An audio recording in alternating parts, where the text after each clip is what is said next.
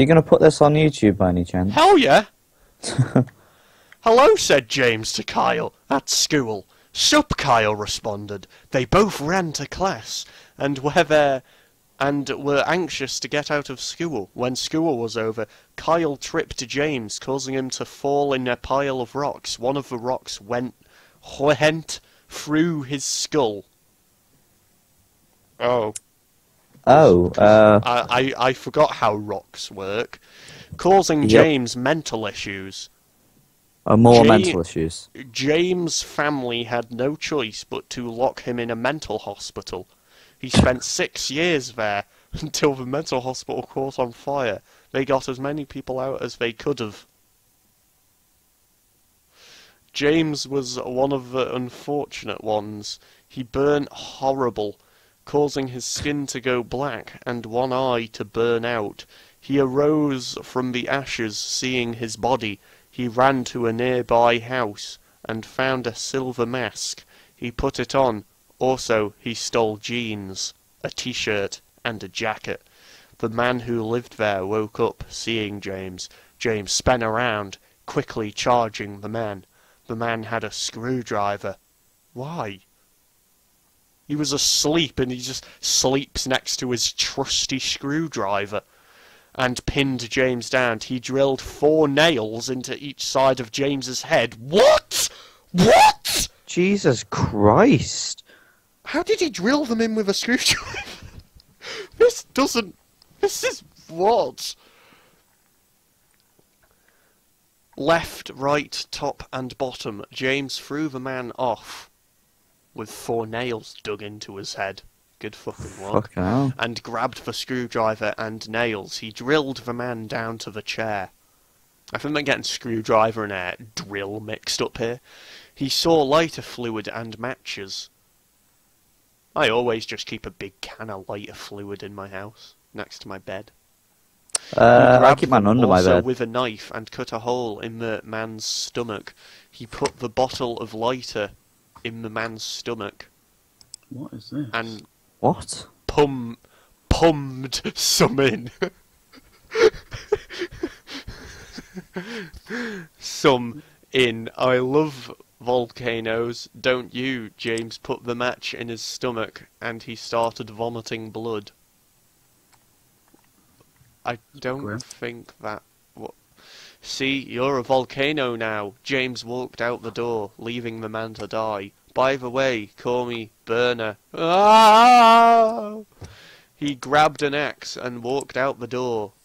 Local news report 7. Houses have burnt down to the ashes.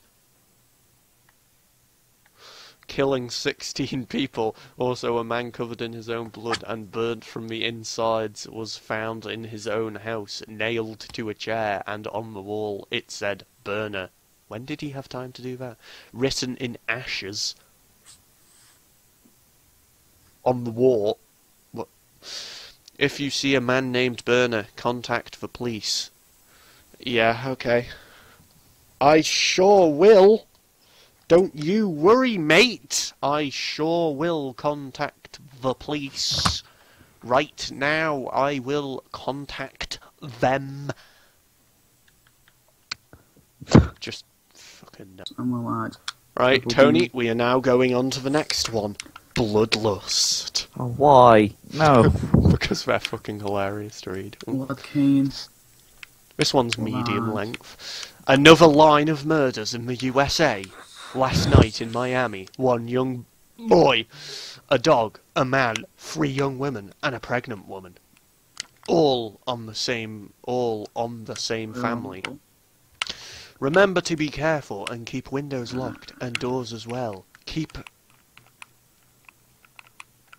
What camera? What's we got? Oh, the big shot. Were we safe? God knows when the killer will be caught. God bless you all. Life, so fragile, so easy to destroy. I'm not normal. I'm not normal. I can agree. Not anymore, anyway.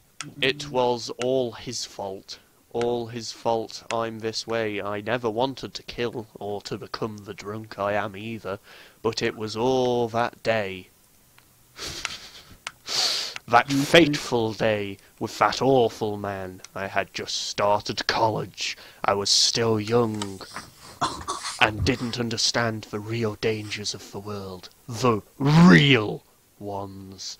People like Rich. Rich was one of my peers, a year older than I, but somehow a genius. He can't be older than me and a genius. Rich was working to be a scientist and was looking for some test subjects. Oh, God. It was a bit odd to do in college. He assured me they weren't dangerous and said he'd pay well. I was swimming in debt. How old was this person? In college. I don't know, it doesn't say an exact date. So the idea of some money in my pocket was tempting, and I agreed to his terms and conditions. I just had to check the little box at the bottom of his face. All the way from the edge of reality. Little did I know what he really wanted to do to me.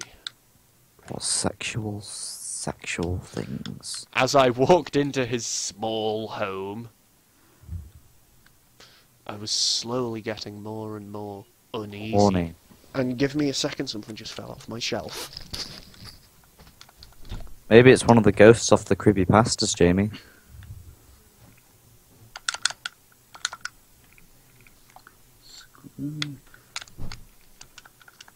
Whoa.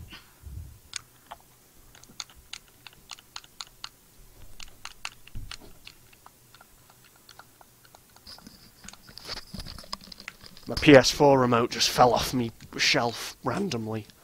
Right, where the fuck was I? As I walked into his small home, I was slowly getting more and more uneasy. I knocked on the freshly polished door.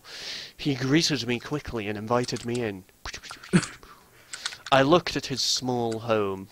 It was cozy on the inside, but it made me feel uneasy still. Before I knew it, he had a baseball bat to my head, whacking my consciousness away. Good God, I awoke on a cold metal table. Pain surged, not I just through my head. Okay, yeah, that's legitimate. But my back, eye, and a long part of my right cheek, I felt dry blood caked to my slightly long hair. Nice. As I stumbled up, my back pain worsening, I finally found a mirror, screaming, terror.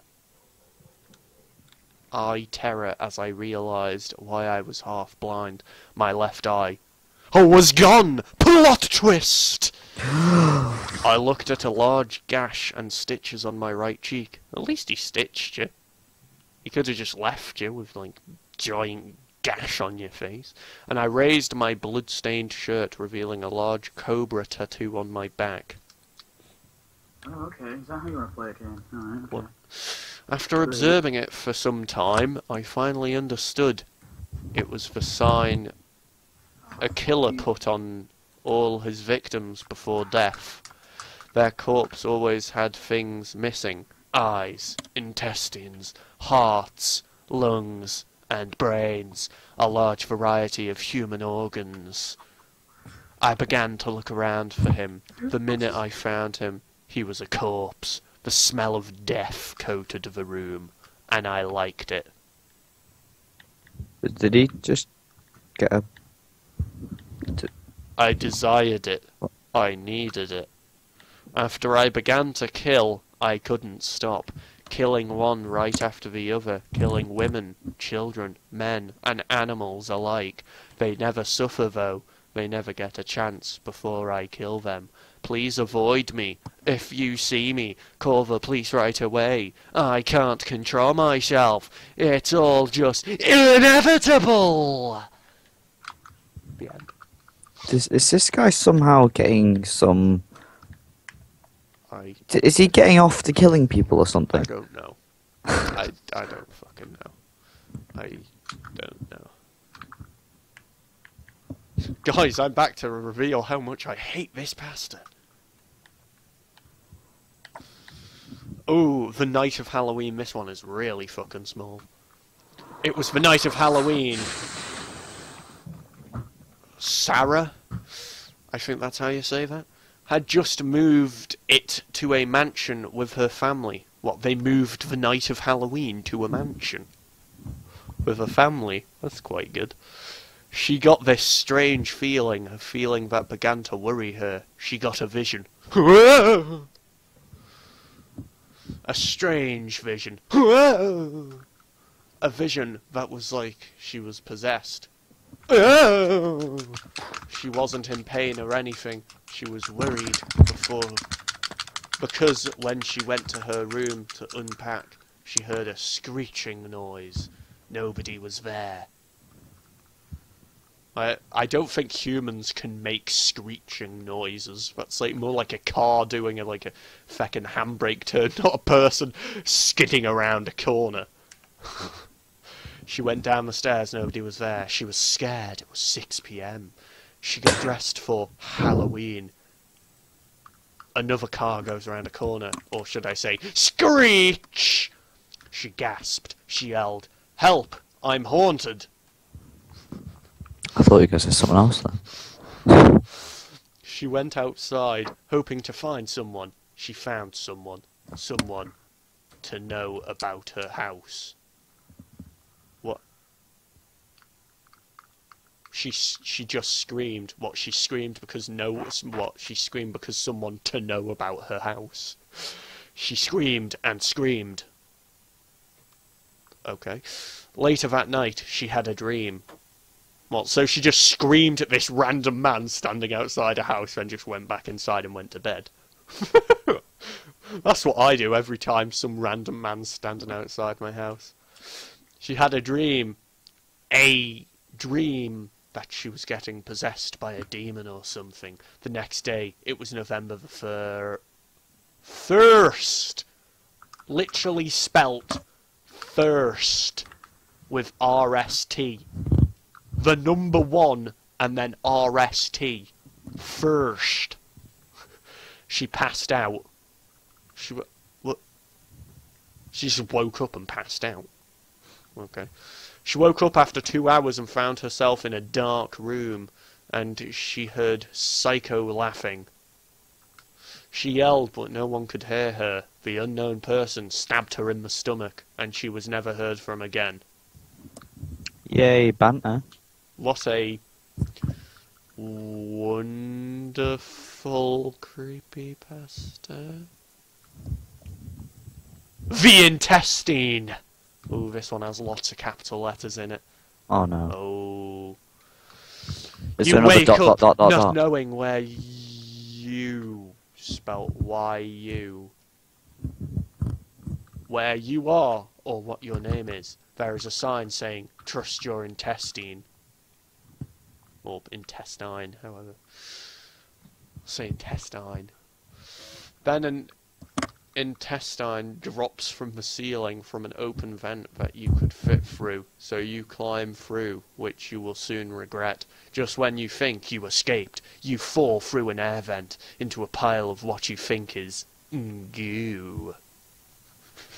Suddenly the goo transforms into a goo monster. You back Inot a wall, and he gets closer and closer. Just as he opens his enormous, foul-smelling mouth, you hear a deafening screech. More cars. And cover both of your ears. A naked, dog-like creature with wings flies into a room and attacks the blob. You what? And faces you and talks and whispers into your ear, saying, "We are what you see when you die. We torture you, rip parts off you out and eat your soul. The only way to escape is to trust ... your ... intestine ... The creature rips your intestine out and then you wake up. Safe and sound in your room, but still don't remember who you are. You hear that you think it's wind, but it gets heavier and heavier until you cover your ears and look at a table next to your bed and see an intestine with a note saying, "Remember what I told you. You and then you slowly fall asleep. You and then you slowly fall asleep." The next day, you ask your neighbours what your name is and who you are. Your name is Joshua. Your parents died in a car crash and you live alone and work in McDonald's. Maybe his name's Sean. From Monday to Friday, 11 AM to 6 PM. Your neighbours seem to know a lot of odd things about you. You wonder how they know that much about you. Oh, you actually addressed that. You're alright then, are you, with your subjects? Back inside your house. That night, you dream the same dream, but you remember who you were, and instead of ripping your intestine out, the creature brings an intestable and rios. It open, and there is a note saying, "I am coming tomorrow, so beware." You continue the day normally and think a dream is just a dream, nothing's gonna happen, but at that moment, the doorbell rings. Not the doorbell. No, not the And doorbell. it's going to be one of them really old, cheesy doorbells with the, like, Chinese tune in it. So you sit there and dance to it for a moment. You go to the curtain closest to the door and open it. You see the creature, but it was even more horrifying. He had red eyes, his flesh was ripped off, and his wings were broken. Wings were broken. You ran up to your room and locked the door. Just then you remembered what the creature did. He broke the intestine. So with all your strength, you ripped open the intestine, but there were words saying, "No way out." The creature knocked down the door and ripped your intestine out, and said, "Go to sleep." What the fuck? You woke up with a fright, and was revealed it was all just a dream. This is like a dream inside a dream inside a dream inside a dream. This is getting very repetitive now. And then you had a pain in the stomach. You look down, and you find your stomach ripped open, and your intestine gone. Then you collapse and die. Well, that was... News report. Rude. Boy of the name Joshua has died unexpectedly with no signs of damage. All his limbs are intact except his intestine, which was found on his neck, saying, "Trust your intestine."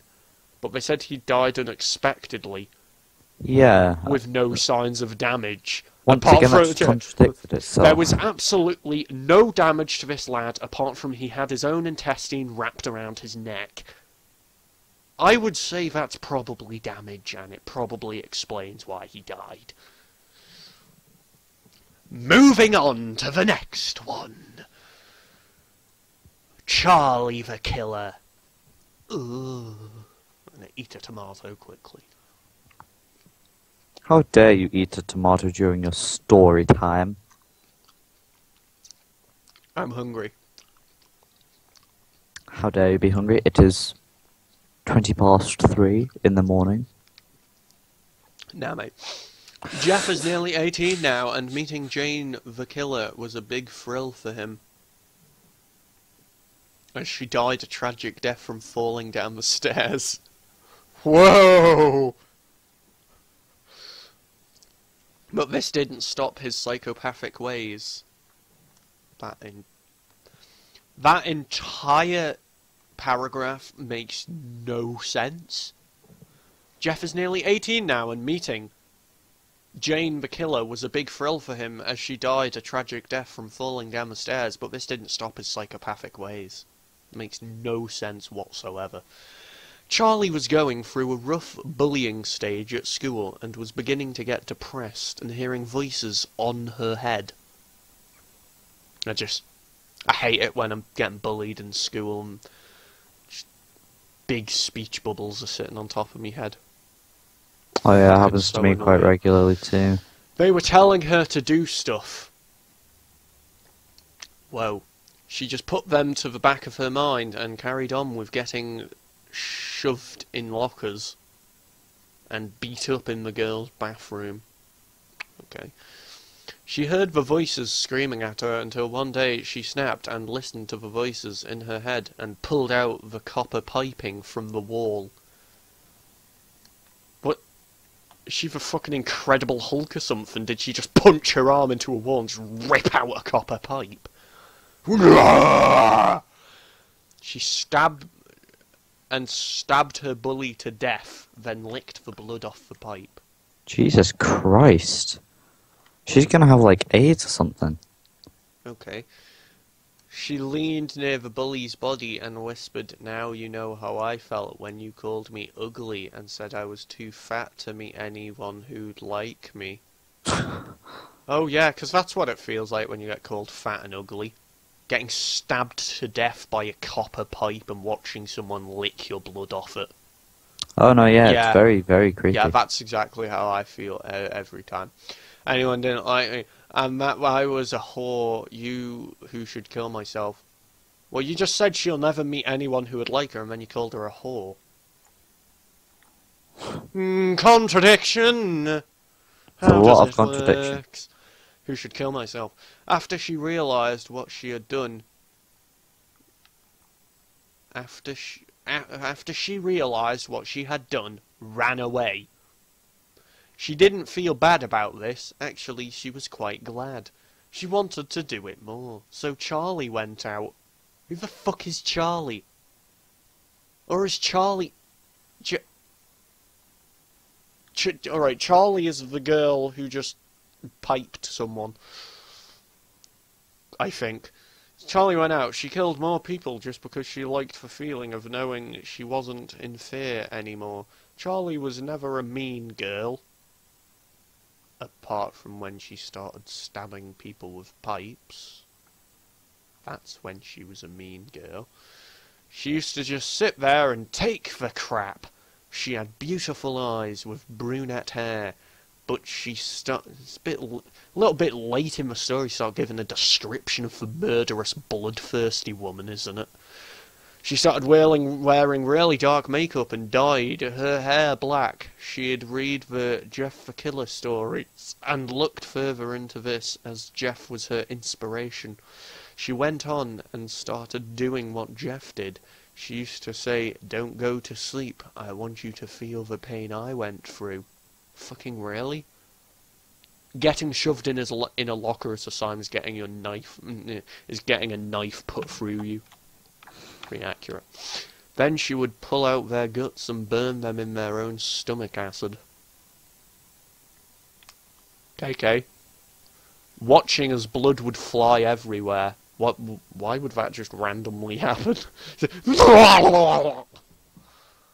Charlie became the talk of the town. I wonder why. One day she went on a search for Jeff the Killer. She looked everywhere, hoping that one day they'll meet. Charlie finally met Jeff. Jeff looked at her. He didn't say a thing. Oh yeah, you can just find psychopathic creepypasta murderers just wandering the streets aimlessly, looking for people to talk to them. He didn't say a thing. His eyes were locked onto hers. He walked up to her and brushed her hair behind her ears and kissed her on the cheek. Charlie blushed and questioned Jeff. "Why do you like someone like me? I'm just a fat, ugly whore." Jeff looked down at the floor and then looked up at Charlie again. "You're the most beautiful person I've ever met, and you're not fat, ugly, or a whore." Please don't tell me this is going to be some weird shipping with her and Jeff the Killer. That's really, really weird. Like, really, really weird. Jesus. Jeff spoke. I think that we should be together, as I've heard a lot about you, and I was fascinated. Charlie started blushing as Jeff grabbed her cheek and brought her lips close to hers. She pushed away. Why did you push me away? Don't be scared of me, please, Jeff said as they stood down an alley in the rain. Jesus, make it any more romantic. And creepy at the same time. Jeff, you don't know what I've been through. All I do is push people away. No, you push stuff through them. Charlie whimpered as tears started streaming down her face. I will always love you, no matter what happens, Jeff said, wrapping his arms around Charlie. I have the urge to kiss you, but I feel as though, if I do, that you'll just leave me. My father left me after violently beating me and my mother. I don't want to fall in love with you, as then I'll have to trust you, and I don't want to end up killing myself like my mother. Okay, that was eye-opening a tiny bit. Charlie began to explain, I will never hurt you. You're the most precious thing to me. You just met him. What the fuck? I've been waiting to meet you as soon as I heard about you. KK. After being with each other for 2 years, Jeff decided it was time that Charlie and him should get married. Charlie, Jeff leant down on his knee, will you do me the honours of becoming my wife? Jeff opened up the case to see a gorgeous ring with little diamonds going round the edge. Yes! Charlie squealed in joy. Yes, I will marry you.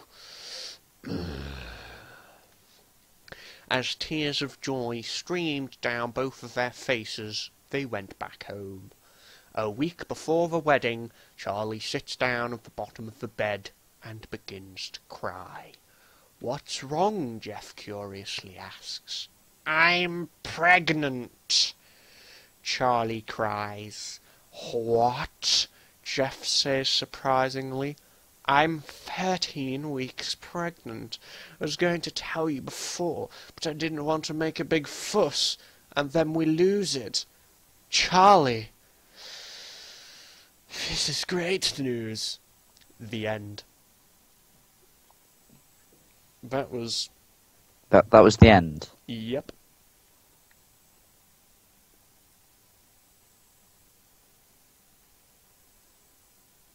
First comment starts with, my god, this is awful. Second comment is, kill the fucking killers. Third comment is, this is the worst thing I've ever read in my entire life. Fact. And is Robert still here? Rob Dog? Apparently not. Damn it. Oh, do you know what? Because it was so funny, I'm going to read The Woman in the Theatre again. Oh, shit. No. Gotta do it for the YouTube video. Me and my schoolmates were, W-E-R, having a theatre show the same day that it all started. Our parents were a little bit scared of the theatre that we were going to do our show. ... They told us that little children and workers from the theatre were going missing. Brackets, also strange sounds were heard every time that someone got missing. Got missing. Got missing.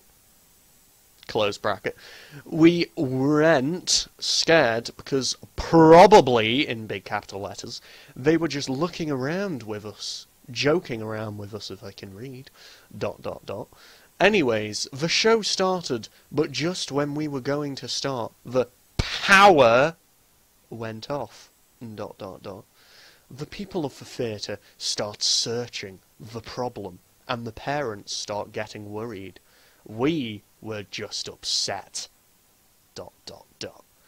Then, after a few minutes later, everything was silent for us. We didn't hear our parents, or the workers, or the theatre. You heard the theatre. We were just alone in the same place without hearing anything, ... Then a tiny light starts shining very low, and we saw a shadow of a woman approaching, ... We thought that it was a worker, but when she get more closer, ... we notice that she wasn't a normal woman, ... She was tall, with a grey skin, also a long blue dress, with a black hair, a single black hair, and blood all over her body, and those eyes, especially those damn eyes, like eyes from an empty soul. They were just white, without expression, just watching us. We ran, each one hide in a different spot. Then the woman started approaching to each one of the hiding spots. When the woman saw one of my schoolmates, she ran towards him. Grab him with her log hands.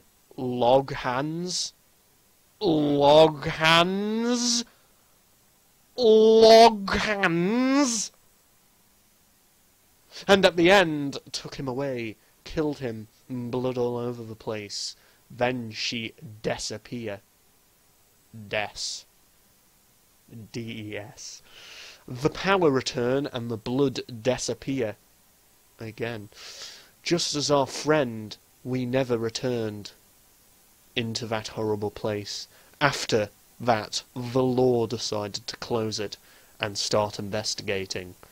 Now, every night I see her in my head, laughing, in the same place as the last time. Also, one day, I dream a boot. Tony. Yeah? A boot. A-B-O-U-T-E. A boot.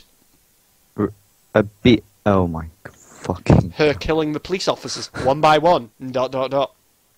The end. See, this has a few flaws. A few? Yeah. A few? Just a tad few. I'm not really sure if I have an opinion on this. Caps lock is cruise control for crappy. Okay. It reads more like a stage play to me. Fucking hell, I don't want to see the stage play of this. Jesus fucking Christ. I'm just gonna... I'm fucking done with this spelling, this storytelling. I'm fucking done. I'm closing the web.